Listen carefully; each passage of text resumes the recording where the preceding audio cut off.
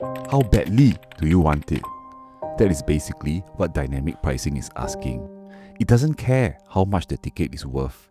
It doesn't care if the organizer already decided on a price they thought was fair. It asks, how desperate are you right now? How badly do you want to see this band?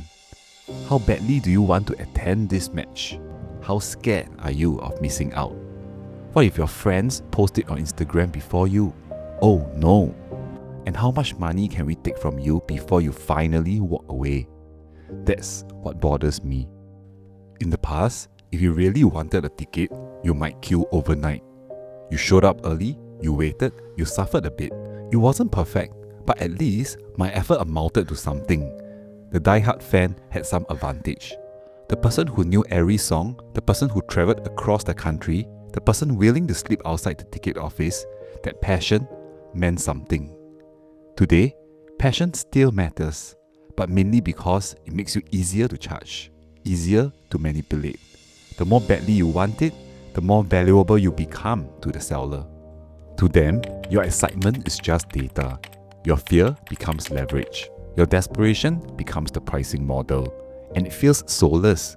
The seat didn't improve, the view didn't improve, they are still exactly the same. The artist didn't suddenly perform better. The price went up because the system realized you were still willing to pay. But I also understand the other side.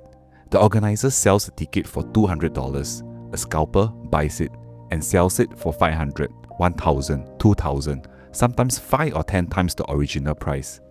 The scalper doesn't care about the band, doesn't care about the event, doesn't care about the fans. He's just there because he saw a gap between the official price and what desperate people were willing to pay. He's a mercenary, an opportunist. So from the organizer's point of view, it probably looks stupid. Why should some random middleman collect all that money? The artist created the demand, the organizer took the risk, the venue did the work, and the scalper takes the profit. I get why they hate that. Dynamic pricing lets the organizer take back some of that money. Fine, that part makes sense, but where is the line? If the answer is always whatever the market can bear, then almost anything can be justified. The ticket is worth $1,000 because someone will pay $1,000. The hotel room costs 3 times more because a concert is nearby. The flight costs double because everyone wants the same weekend. Same ticket, same room, same flight. Only your urgency changed. And suddenly, your urgency becomes the price. People say, nobody is forcing you to buy it. True, a concert ticket is not food, it is not housing, it is not healthcare. You can walk away, but does that mean everything outside social policy should become completely cutthroat? Do we really want everything priced according to the maximum pain people can tolerate? Not what it costs, not what is reasonable, just how much can we legally extract? I am not saying organizers should ignore profit. Artists should make money, venues should survive, staff should be paid. The whole thing has to make commercial sense. But making money and squeezing every last dollar are not the same thing. A healthy system should still leave something for the fan. It should not treat loyalty as weakness. It should not punish people for caring more. Maybe governments should intervene. Maybe prices should be clearer. Maybe dynamic pricing should have limits.